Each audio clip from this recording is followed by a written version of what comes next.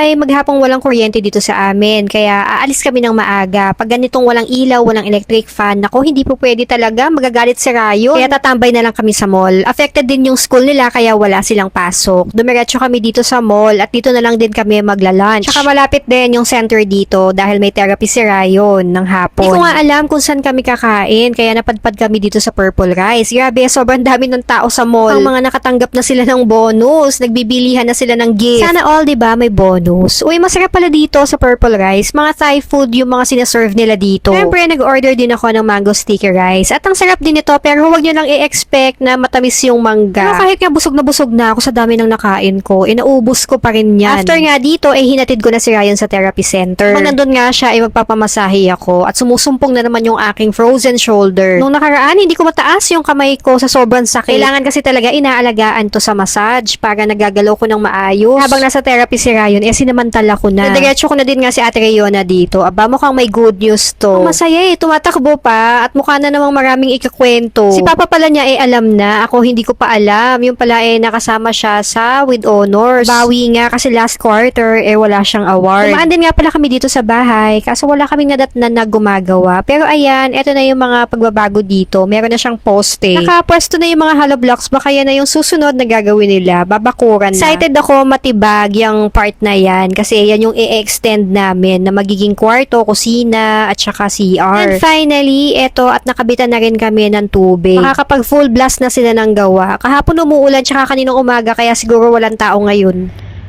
Iihi sana ako, kaso wala pala ako.